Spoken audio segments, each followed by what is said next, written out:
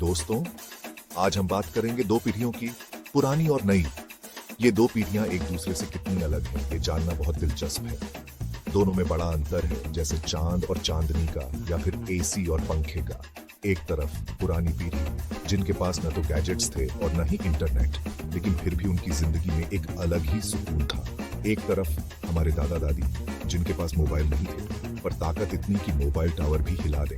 उनकी बातें, उनके किस्से और उनकी कहानियां आज भी हमें प्रेरित करती हैं। और दूसरी तरफ आज की जनरेशन, जिनके हाथ में हमेशा फोन है, पर जोर से बोल दो तो नेटवर्क गायब। ये जनरेशन टेक्नोलॉजी में तो माहिर है, लेकिन क्या ये वही सुकून और संतोष पा सकती है जो पुरानी पीढ़ी के पास था? कौन बेहतर है? ये सवाल तो सदियों पुराना है, जैसे सास बहू की नोक झोंक। हर जनरेशन की अपनी खूबियां और कमियां होती हैं। पुरानी पीढ़ी ने हमें सिखाया कि कैसे बिना टेक्नोलॉजी के भी खुश रहा जा सकता है, लेकिन एक बात तो माननी पड़ेगी, पुरानी पीढ़ी में एक अलग ही दम था। उनकी मेहनत, उनका संघर्ष और उनकी सादगी आज भी हमें प्रेरित करती है। वहीं आज की जनरेशन मल्टीटास्किंग में माहिर है।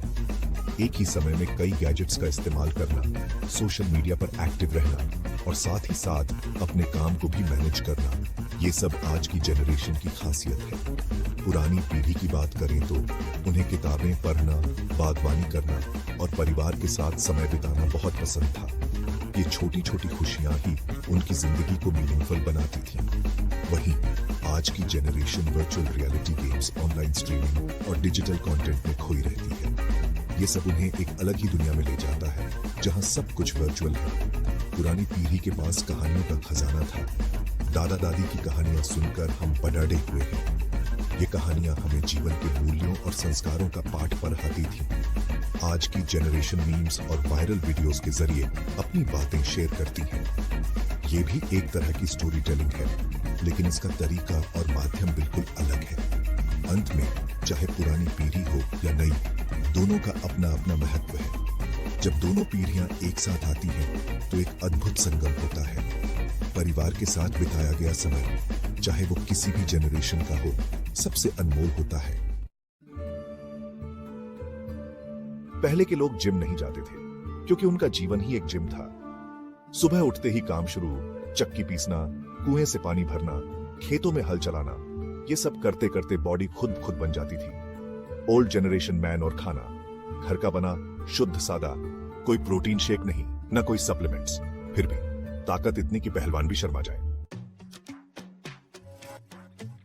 आजकल के बच्चे जिम में घंटों पसीना बहाते हैं, पर एक ईंट उठाने को कहो तो कमर दर्द की शिकायत शुरू। पहले के लोग तो ईंटों से घर बनाते थे, और वो भी बिना किसी क्रेन के। टुडेज जनरेशन मैन टेक्नोलॉजी ने जीवन आसान बना दिया है, लेकिन शरीर को कमजोर भी। पहले लोग मीलों पैदल चलते थे, आजकल लोग 10 कदम भी गाड़ी निकाल लेते हैं। और असर भी ऐसा कि बच्चे सीधे सच्चे और संस्कारी बनते थे।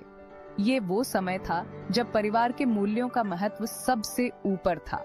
हर बच्चा अपने बड़ों का आदर करता था और अपने से छोटों से प्यार। ये संस्कार उन्हें बचपन से ही सिखाए जाते थे, और यही कारण था कि वे इतने मजबूत और सच्चे बनते थे। पहले तो डंडा ही सबसे बड़ा टाइम आउट होता था। जब बच्चे गलती करते थे तो उन्हें सजा के रूप में कोने में खड़ा कर दिया जाता था। ये सजा उन्हें अपनी गलती का एहसास कराती थी और उन्हें सुधारने का मौका देती थी। आजकल तो बच्चों को टाइम आउट देते हैं ताकि वे अपनी गलती को समझ सकें और सुधार सकें, लेकिन पहले के समय में ये सजा थोड़ी सख्त होती थी। बच्चों को अनुशासन सिखाने के लिए ये तरीका अपनाया जाता था। बड़ों का आदर, छोटों से प्यार और मेहनत से जी चुराना, ये सब उन्हें बचपन से ही सिखाया जाता था। बागवानी करना, खेतों में काम करना, ये सब उन्हें मेहनत और समर्पण का महत्व सिखाते थे। ये मूल्य उन्हें जीवन भर साथ रहते थे और उन्हें एक अच्छा इंसान बनाते थे। पुरानी पीढ़ी की एक और खास बात, उनके संस्कार। वे अपने बड़ों का आदर करते थे और अपने से छोटों से प्यार। ये संस्कार उन्हें बचपन से ही सिखाए जाते थे, और यही कारण था कि वे इतने मजबूत और सच्चे बनते थे। The good old days of discipline and respect, right? Those were the times when values were instilled deeply within us. The respect for elders, the love for younger ones, and the importance of hard work and dedication were the pillars of our upbringing. These values were so strong that they could indeed lift a tractor, metaphorically speaking. They shaped us into the individuals we are today, with a strong sense of right and wrong and a deep respect for our traditions and culture. पहले के बच्चों के mind इतने मजबूत थे कि कुछ भी झेल सकते थे। आजकल तो बच्चों को थोड़ा सा भी डांट दो तो माइंड डिस्टर्ब हो जाते हैं। सुबह जल्दी उठना, स्कूल जाना, पढ़ाई करना, घर के कामों में हाथ बटाना, ये सब बिना किसी बहस के करना होता था। अनुशासन का जमाना था वो। Oh, how times have changed, haven't they? हालांकि ये कहना गलत होगा कि नई पीढ़ी में कोई खूबी नहीं है। टेक्नोलॉजी की समझ, नए नए आविष्कार और दुनिया को एक अलग नजरिए से देखने का नजरिया, ये सब उनकी ताकत है।